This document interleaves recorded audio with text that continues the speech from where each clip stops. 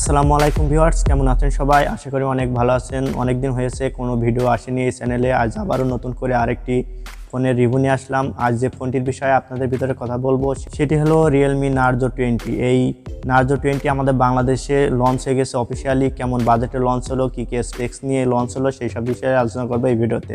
তাই ভিডিওটি সবাই লাস্ট পর্যন্ত দেখতে থাকুন। চ্যানেলে নতুন হলে অবশ্যই চ্যানেলটি সাবস্ক্রাইব করবেন এবং সাবস্ক্রাইব করে পাশে থাকা বেল বাটনটি ক্লিক করে রাখবেন।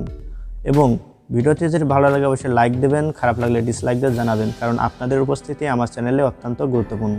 পুরো ভিডিও জুড়ে আমি আছি রাজীব, আপনারা দেখছেন আপনাদের ইউটিউব চ্যানেল টেকসি বেঙ্গলি। তো চলুন বেশি কথা না বলে আজকের ভিডিও শুরু করি।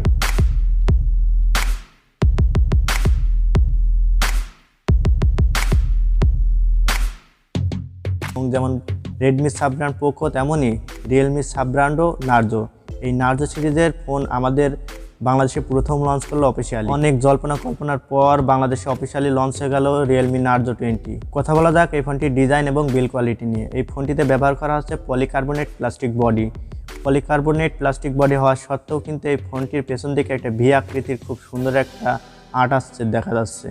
ফোনটিতে ডিসপ্লে হিসেবে ব্যবহার করা হয়েছে 6.5 ইঞ্চি IPS LCD প্যানেলের HD+ ডিসপ্লে। এখানে কিন্তু ব্যবহার করা হয়নি ফুল HD+ ডিসপ্লে, কারণ 13,000 টাকা 14,000 টাকা বাজেটের ভিতরে আমরা ফুল HD+ ডিসপ্লে আশাই করি না। কোনো কোম্পানি আপনাকে ফুল HD+ ডিসপ্লে ইনভাইট করবে না। এই ডিসপ্লে রেজলিউশন থাকছে 720x1600 পিক্সেল এবং PPI ডেন্সিটি থাকছে 270। এই ডিসপ্লে সুরক্ষার জন্য ব্যবহার করা হয়েছে কর্নিং গোরিলা গ্লাস।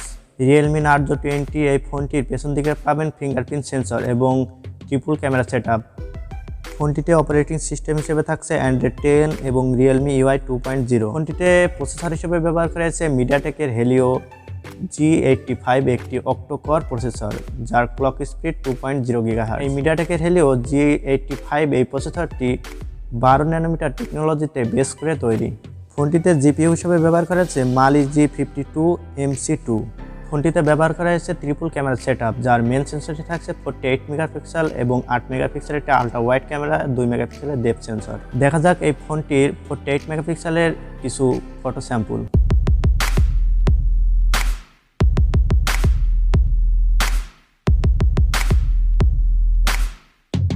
ফোনটিতে ফ্রন্ট ক্যামেরা হিসেবে ব্যবহার করা হয়েছে 8 মেগাপিক্সেল একটি ক্যামেরা। ফোনটির ব্যাক ক্যামেরা এবং সামনের ক্যামেরা দিয়ে আপনারা সর্বোচ্চ ভিডিও শ্যুট করতে পারবেন HD+ 1080p 30 fps এ।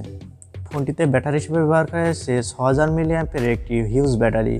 এই 6000 মিলিঅ্যাম্পের হিউজ ব্যাটারিতে চার্জ দেওয়ার জন্য থাকছে 18 ওয়াটের একটি ফাস্ট চার্জার। এই 18 ওয়াটের ফাস্ট চার্জারে আপনারা 3 ঘন্টার একটু বেশি সময় লাগবে ফুল চার্জ হতে। ফোনটিতে ব্যবহার করা হয়েছে 4GB র্যাম এবং 64GB স্টোরেজ এবং থাকছে 3.5mm হেডফোন জ্যাক।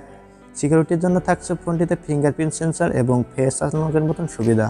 এই ফোনটির অফিসিয়ালি বাংলাদেশ প্রাইস রাখা হয়েছে মাত্র 13,990 টাকা, মানে 14,000 টাকা। এই 14,000 টাকা বাজেটে আমরা কী পাচ্ছি? আমরা পাচ্ছি 6.5 ইঞ্চ একটি বড়সড় ডিসপ্লে, 6000 মিলিঅ্যাম্পের ব্যাটারি, 18 ওয়াটের ফাস্ট চার্জিং, 48 মেগাপিক্সেল ক্যামেরা, মিডিয়াটেকের হেলিও G85 প্রসেসর।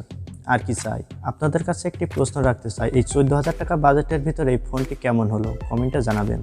ভিডিও শেষে আরেকটি খবর আপনাদের মধ্যে শেয়ার করে যাই। যারা ভাবছেন POCO M2 এই ফোনটি ক্রয় করবেন, তারা কিছুদিন থামুন, কারণ এই মাসে কিংবা 2021 সালের শুরুতেই আমাদের বাংলাদেশে অফিসিয়ালি লঞ্চ করতে পারে POCO M3 এবং Redmi 9 পাওয়ার। তাই আপনারা আর কিছুদিন অপেক্ষা করুন, এই ফোন দুটির আসার অপেক্ষায় থাকুন।